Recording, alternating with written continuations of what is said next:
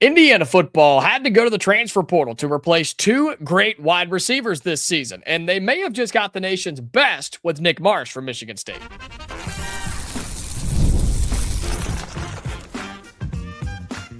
You are Locked On Hoosiers, your daily podcast on the Indiana Hoosiers. Part of the Locked On Podcast Network, your team every day.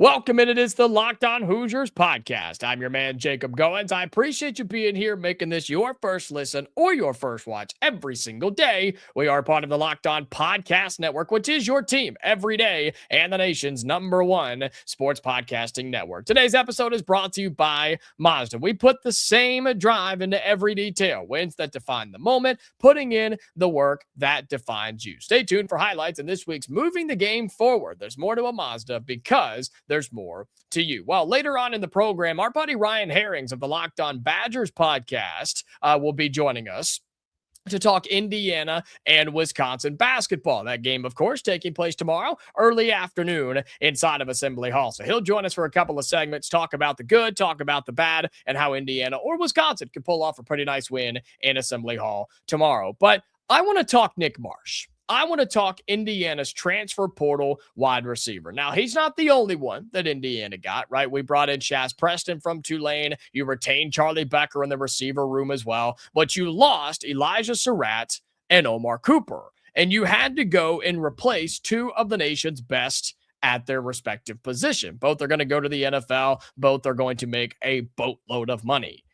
But I don't think the nation is talking enough about the idea that Indiana went to the portal and brought in maybe the best wide receiver in college football. It's up for debate. I know. I understand that Jeremiah Smith still exists.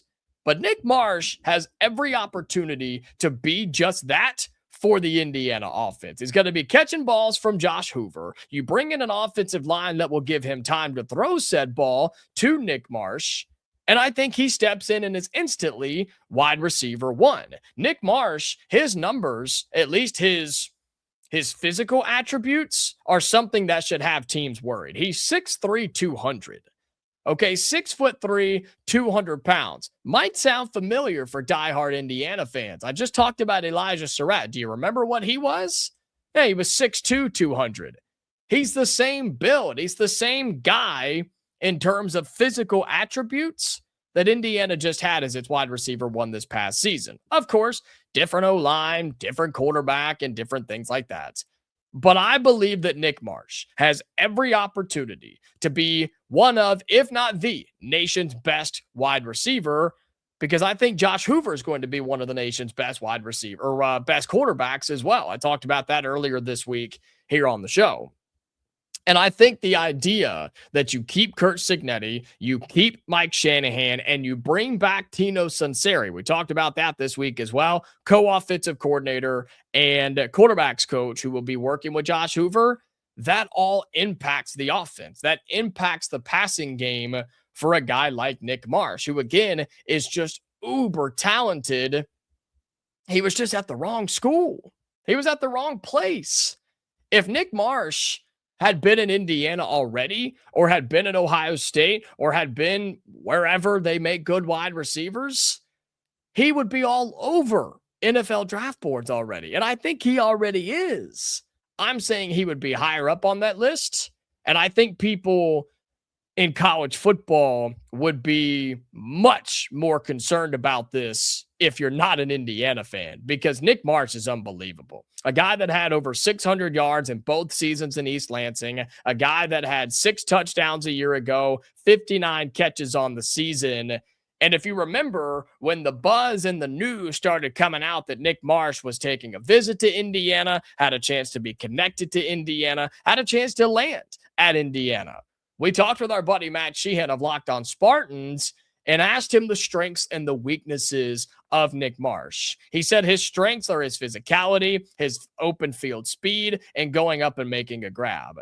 He did say a weakness was him tailing off at the end of the season, but didn't say that that was necessarily Nick Marsh's fault. It was more so the Michigan State offense. The idea that their quarterback situation was a disaster, their offensive line was pitiful, and Nick Marsh was being underused, plain and simple. He was underused for the type of receiver that he is. And so with the style of the way that he plays, right, he can catch deep balls. He can catch crossing routes, the little out routes that Indiana just torched teams with this year. That's where Nick Marsh shines. That's what makes him so special. And I think, and I know, that's why he will be a huge part of the Indiana offense in 2026.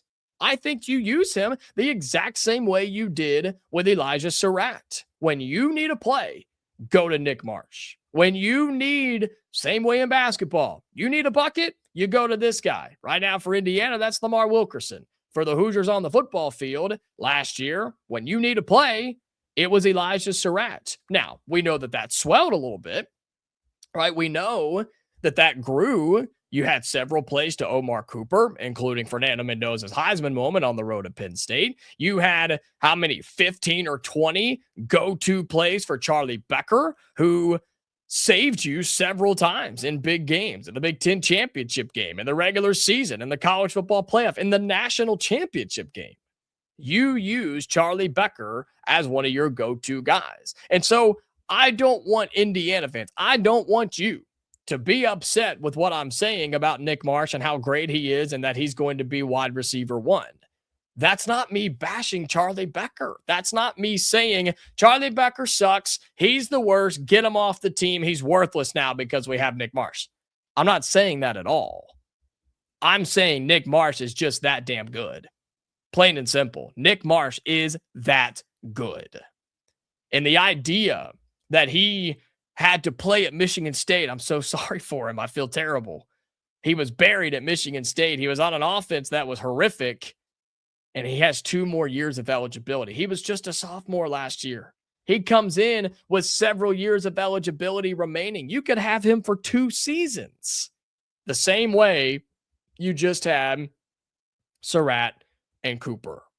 I think Nick Marsh is one of the best wide receivers already, and he's about to play in an offense that's going to get him the football. He's about to play in an offense that actually wants him to be involved, that remembers that he's on the field. And I think Indiana's going to wear him out, man. I think Indiana, he had 59 catches, and then he had 41 his freshman season, 59 at Michigan State this year. Elijah Sarratt had 65 this past season. I think Nick Marsh could have 70-plus catches in 2026. I really do. I think he could have 70-plus receptions for this Indiana offense, and he has a chance to be in every award race possible for wide receiver, Heisman, offensive player. He has every chance to be that for Indiana. I think he's that good. I think Josh Hoover's that good, and I think the Indiana offense is that freaking good too. All right, coming up here on Locked On Hoosiers, we're going to flip over to the basketball side, and our man Ryan Harings of Locked On Badgers will join us right after this. We talk Indiana and Wisconsin on the hardwood. That game is tomorrow, and we talk about that next. This episode of Locked On Hoosiers is brought to you by FanDuel. It's the last call for football on FanDuel. One final Sunday, one last kickoff. The final chance to get in on the action before the NFL season officially comes to a close. This is Super Bowl 60, and FanDuel is making sure you are right in the middle of it with a special offer just in time for the biggest game of the year. When you're backing, or whether you're backing the favorite, riding with the underdog, or building a one last same game parlay, this is the game that everybody has been waiting for. Seahawks, Patriots, who do you got? You taking Drake May or you taking Sam Darnold? You can do so right now on FanDuel. It's the perfect way to cap off the season and make sure that the Super Bowl is even more exciting from kickoff to the final whistle. So if you're a new customer, bet just $5 and they're going to give you $200 in bonus bets if you win, okay? So make it count, because after the Super Bowl, the season is over. Last call for football on FanDuel, an official sportsbook partner of Super Bowl 60. Visit FanDuel.com right now to get started. This episode of Locked On Hoosiers is brought to you by TurboTax. Tax season doesn't have to take over your life, folks.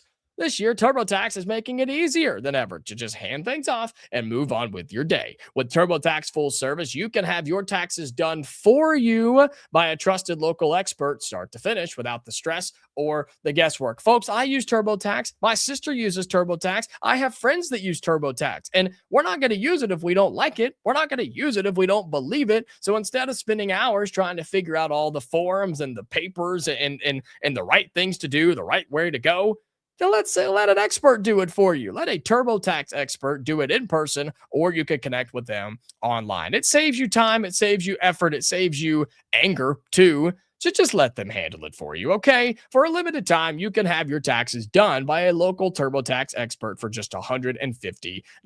All in if a TurboTax expert did not file for you last year. Just file by February 28th. You still got some time. Take taxes off your plate and get back to your life. Visit TurboTax.com/local to book your appointment today.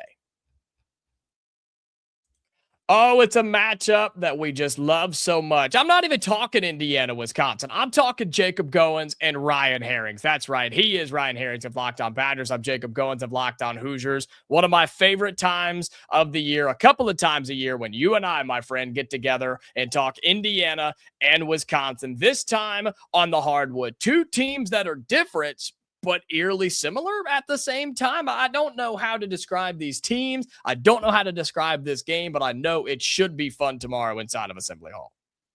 I am so excited for it, man. I one of the great things about the Big Ten or some of these hoops venues, going to play in Indiana, or you go play in Michigan and Wisconsin, and there's just Illinois has a great one, Purdue has a great one, Nebraska has a great one. It's become a tremendous basketball conference, and I can't wait for it, man. I'm really stoked and slightly scared of this Indiana team. Stoked to play and slightly scared of that offense that they put together. So yeah, let's talk about it. I'm very excited for it, man.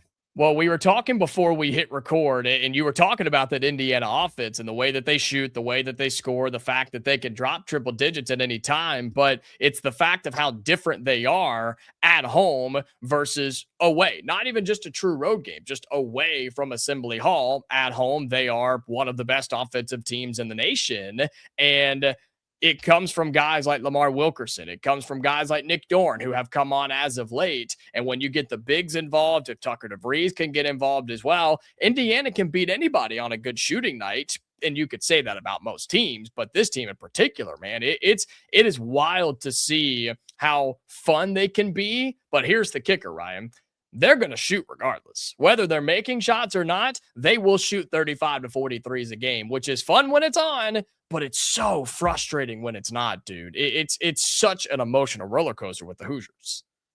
Well, Badger fans are going to find a lot of similarities in that last bit you just said. The Badgers are also just going to shoot. They're good, for better or worse, dude. They are going to let it fly. There are going to be 63s, 73s in this game, maybe conservatively. And I was watching Indiana play a little bit, man, and getting ready for this game and watching some Wilkerson film.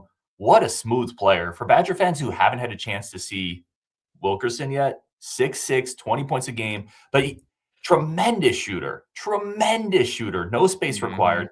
But then what's really impressive, man, is he plays with such pace. His ability to control his tempo, get in the paint, play off of 2 feet, get guys on his hip. He's a nightmare. And then you surround him with shooting. Like you mentioned, you have multiple players that have 100-plus threes per game, shooting 35% as a team. It just makes it really hard when you're consistently getting volume up on shots. And that's what Indiana does a great job of. They're really efficient. One of the stats I pulled, they're 96th percentile in half-court offense in the country. Yeah. Essentially, if they don't hurt themselves and they shoot decently, they beat teams. And it's a troublesome matchup for the Badgers, who have struggled guarding at times. I love watching your team play offense. On good nights, it is one of the most dangerous offenses in the country. And Wilkerson, coming off a 33-point performance the other night on the road at USC, but you notice that Indiana did win that game, right? He is the best player on the team, most of the time the best player on the floor, and yet the Hoosiers found a way to lose. It's the way to say that. And it's because the help around him is so inconsistent. That's the issue for me in this Indiana team. Their defense is inconsistent. Their rebounding is inconsistent. Their communication is inconsistent. And just the scoring other than Lamar Wilkerson is inconsistent, which is scary night in and night out. But I flip this back to you and look at offensively for Wisconsin. You've got dudes who were scoring 13, 18, and 20 points a game at multiple positions. We're talking Boyd at the guard. We're talking Winter at the forward. I mean, those are guys that I don't know if Indiana can run with for 40 minutes. It's a more balanced attack, and it's an attack that wants to get up and down the court. They want to shoot threes, as I mentioned. This is a team that went to Michigan and just shot the lights out against one of the best teams in the country. Beat Michigan in Ann Arbor. It's probably still, I don't know, maybe it's at least one of the top 2 or 3 wins of the country for any team. Absolutely. And then this is also a team that lost to USC at home, right? Because they just couldn't get a bucket for like the last 7 minutes of the game. So USC got us both. Yeah, I think if you look at this Badgers team, there's the 3 amigos that have really emerged. You have Nick Boyd coming over from San Diego State, really electric, maybe the fastest guard Wisconsin's had since Devin Harris for those old heads out there. Okay. It will be interesting for Indiana fans, and Indiana fans are incredible basketball fans, so they'll pick up on this, the real ones. Nick Boyd only has a left hand. I mean, quite literally. He hasn't made a right-hand layup the entire year, and it's become comically funny, and I love Nick. Boyd's incredible, but he'll drive and then somehow shimmy himself into positioning to use his left hand. It's just awesome Make the shot tougher to get back to the left hand. It's incredible. And teams have started taking away, but he's just lightning quick. It's really hard. You have John Blackwell, who I think Indiana fans probably remember, who's having a really good kind of junior season, trying to position himself in NBA draft talk. And then Nolan Winter is the big. I think he's maybe the key to the game on both ends of this. I think he gives you some size that Indiana's going to struggle competing against. He's gotten bigger. It's his 3rd year in the program. Incredibly efficient scorer. Runs the court like a deer for a 7-footer. I think he's the most talented player on the team. He's the walking double-double, leads the team in a ton of efficiency metrics. I think if Nolan Winter can get going, I'm not sure if Indiana has a big answer inside. They don't. I take that back. They do. They just don't use it effectively. Indiana's got 2 bigs. You've got Reed Bailey and Sam Alexis, who can at least compete with him. But you say they've got some size. He's 7 feet tall. Indiana doesn't have a guy at 7 feet, especially that can move the way he does. And that's Indiana's biggest issue is they can't defend without fouling, at least underneath. We are so bad at just hacking somebody that's in the restricted area, somebody that swipes the knees to go to the bucket. We're just going to swat at it and pick up a lazy foul. And then in terms of offensively, when the trend that I've picked up on, Ryan, is when there's another big that goes up against Indiana, particularly Reed Bailey, he just kind of gets scared of the moment. He kind of gets gun shy. And when he catches the ball, no matter where he is, because he will play out a little bit too, when there's another big that he's going up against, at least that's incomparable to size, he looks to pass immediately. As soon as he catches it, he's thinking, as the ball's coming to him, who am I going to? Where can I pass this ball? He never looks to score when there's another big on the floor that he's going up against. So that does concern me big time offensively for the Hoosiers, but maybe we can just shoot lights out. Maybe both guards for our teams just go nuclear and we can put up 100 points and see which one has the basketball last. And so this should be a lot of fun. It's Indiana and Wisconsin, 2 teams who are up and down, have some good wins, have some bad losses too. We'll talk about what the season's been so far and what a win like this would mean for the Badgers and the Hoosiers right after this on this edition of a Locked On Crossover. This Locked On Crossover of Hoosiers and Badgers here down the stretch of our shows is brought to you by Mazda. This is Mazda's moving the game forward. For those who show there's more to the score than what's on the screen, Ryan, let's talk, my man. Who is a player or what was a performance that moved the game forward, helped the Badgers come over the top and get a big-time dub here recently? Yeah, I think you just have to go to John Blackwell. We're talking moving the game forward, bigger moments than those spots of the game just stand out. Blackwell this last month has been unbelievable. They called it January. We hoping January would continue. Phenomenal. But big shots, game winners, getting the buckets when it matters most. Blackwell has definitely been the move and be moved player for the Badgers. Yeah, for Indiana, it's been Nick Dorn. Not as much against USC, but he has really come on strong. He's worked his way into the starting lineup with the injury to Tate Connerway, which we'll talk more about in our next segment. But man, when Nick Dorn can hit threes, he takes like 90% of his shots from outside the arc. When he's hitting, he moves the game forward for Indiana. It's those types of players and moments that remind us what it really takes to raise the bar. It's the extra work off the court, dialing in every detail, giving it that extra fire. It's the grit and the I never quit. We put that same passion into every model at Mazda. Highlights make the reel. What it took to get there makes it count. There's more to a Mazda because there's more to you. All right, welcome back. Locked On Hoosiers, Locked On Badgers. We're talking Indiana and Wisconsin on the hardwood tomorrow. Early tip, noon Eastern, 11 a.m. Central, inside of Assembly Hall. I think one of the better games on the Big Ten slate this weekend. Of course, we know how the conference is. They play 7 days a week. There's no structure to how we schedule games nowadays. And so, Ryan, for the Indiana folks who maybe haven't checked into the Wisconsin schedule or haven't been watching the Badgers as much as they should, break it down, kind of give us a synopsis, if you will, of what Wisconsin is and what their record shows for people.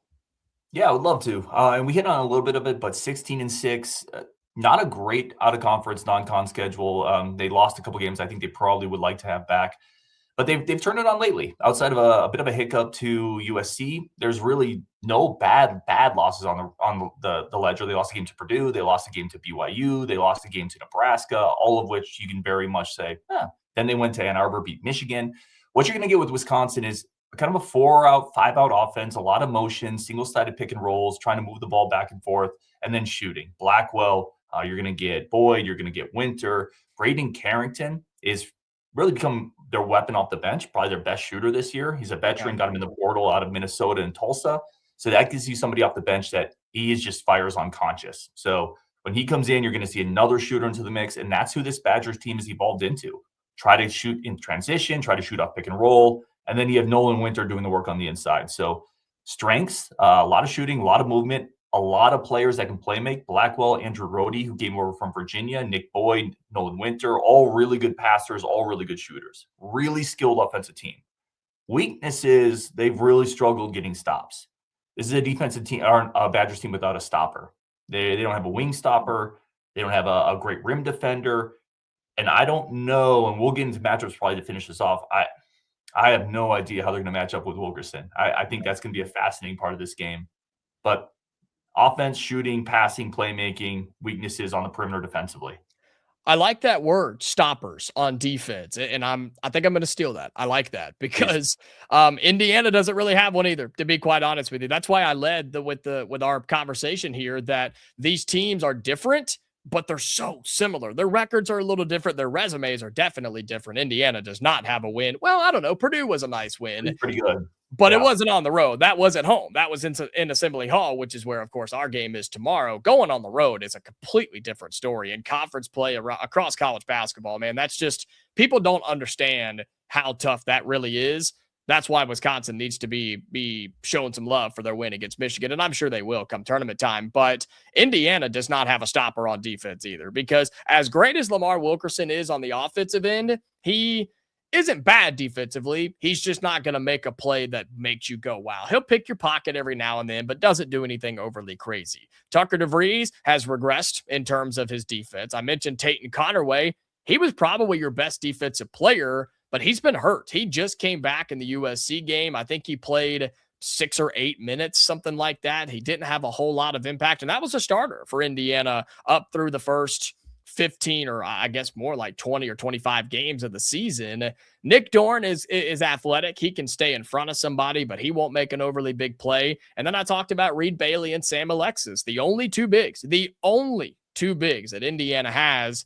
They're just not strong in the paint on either end of the floor, and they can't defend without fouling, man. And this will be a 2.5-hour basketball game. I just want Wisconsin fans to be ready for that. This game will take forever tomorrow because Indiana will have Wisconsin in the bonus by the 12-minute mark, the under 12 timeout, if you will. So that kind of leads us into matchups to look out for, which we've hinted at and kind of dropped along the way. But more so, Ryan, a player that could make a difference that maybe doesn't make the biggest of highlight reels? Is it one we've already mentioned? Is there somebody who could step up on the road that Indiana needs to worry about? Maybe someone who's already had a performance like that this year for Wisconsin.